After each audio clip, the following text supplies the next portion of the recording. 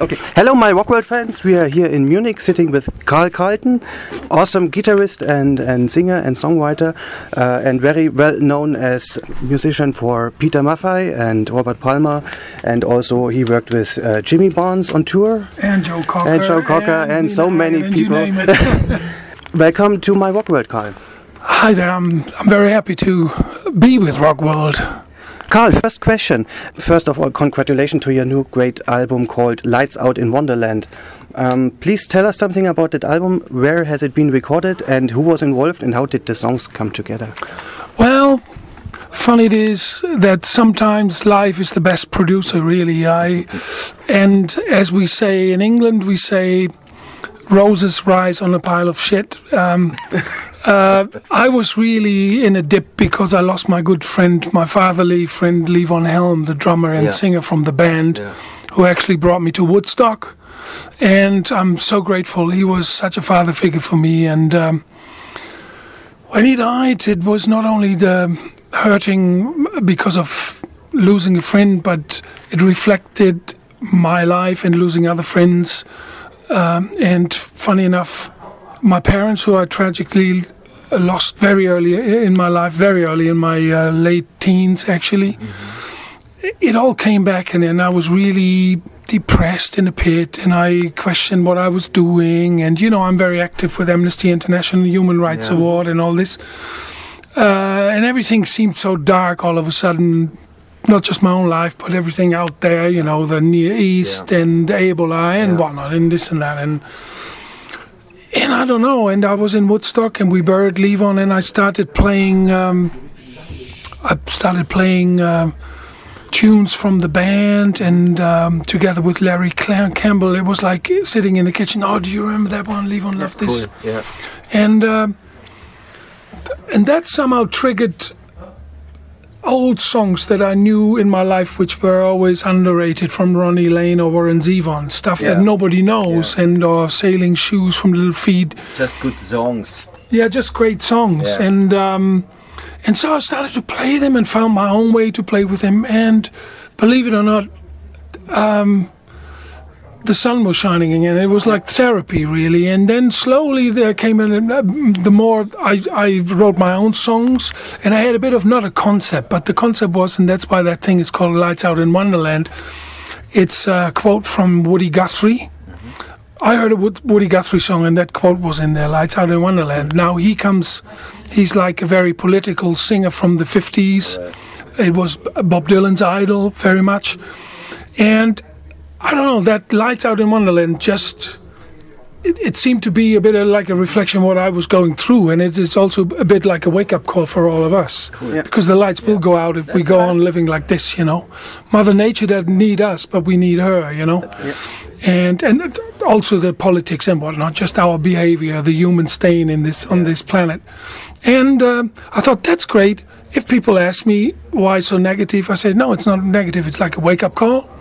And then I realized that all the songs that I was writing biographically, or the songs like Ronnie Lane's Annie, or whatever is on this album, is all about losing everything, but not giving up, getting back up and going on. So there's a hope. Yeah, there's hope.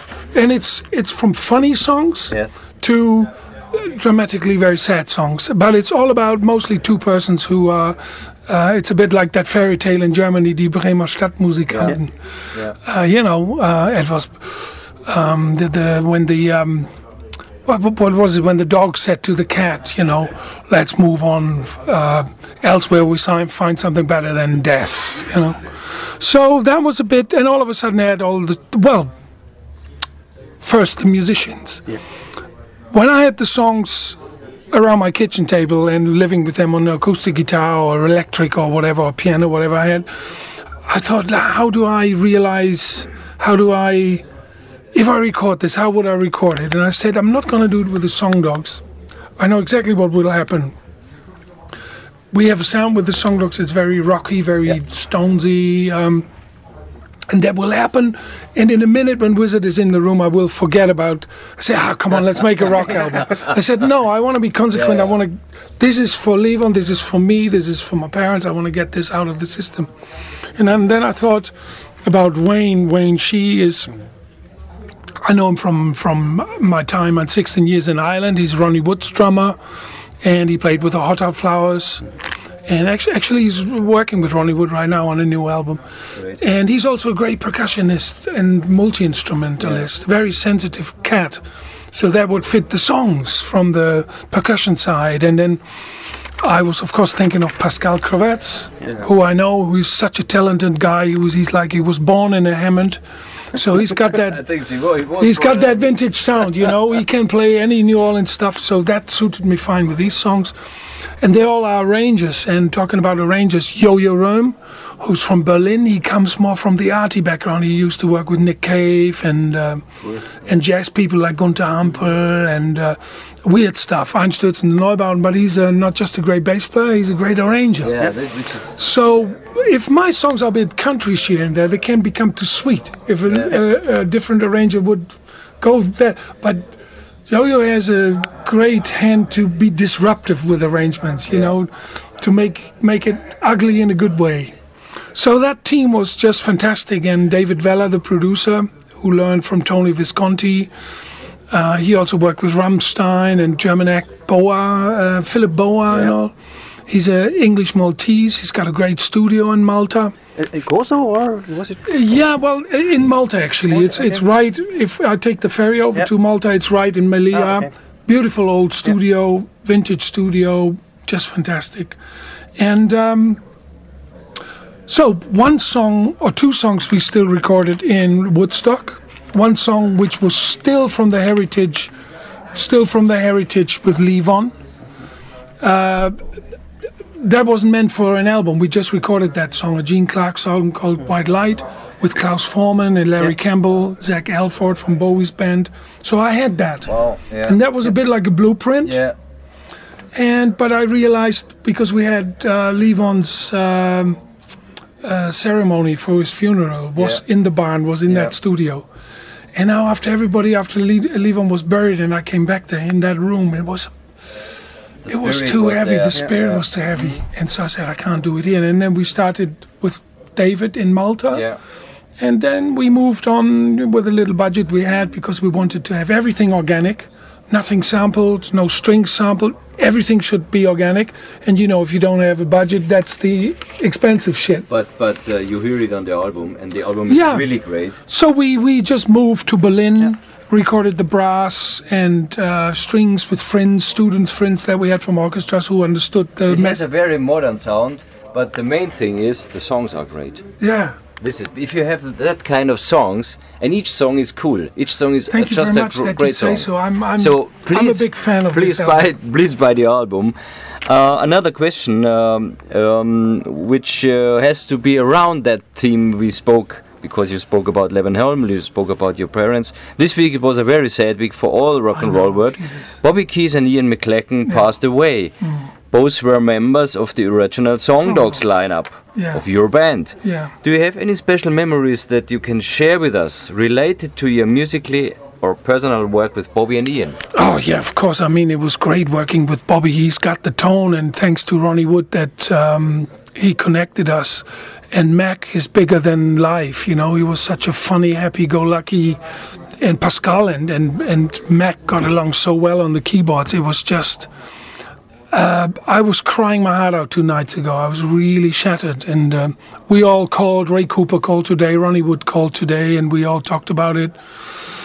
But there you go. You know, I have endless stories, which I tell you the next time, about being on the road, how we had Bobby busted for some weed before Rock Palace, and he wasn't allowed to go on, and stories with Mac. But that we do that in a different.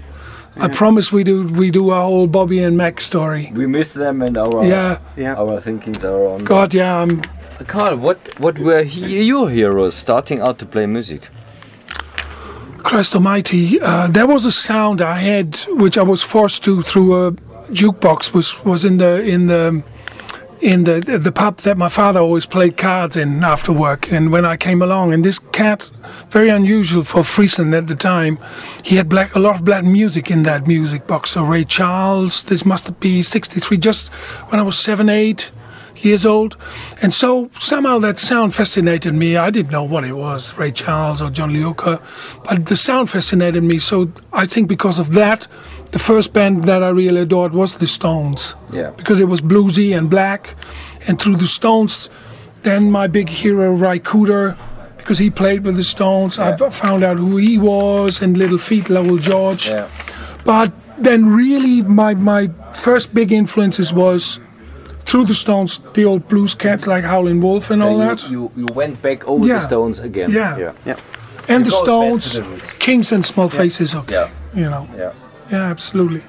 Please tell us a secret about yourself that nobody knows, a tour bus secret or anything funny or anything. Oh, Jesus. That nobody knows. Oh my God, everybody knows everything about me, I think. I can't think of anything really right now. Maybe we do that in a minute. I think of that. I give it a thought and I'll come back to you. You'll be around all evening, right? Yeah. Okay. So you need something that nobody knows. Yeah. The most things are funny things. So the singer of the Red Dragon Cartel, he told us, or he said to us, how he eats his morning breakfast in the tour bus without keeping out that whole shit. Oh, okay. Well, I have a very simple one for you. I have how do you say in Germany, Kuscheltier? Yeah. I bought it. It's absolutely ridiculous. Me being 59 years old, I go to bed with a sheep, not with a real sheep. A Hello out there, not with a 59-year-old real sheep.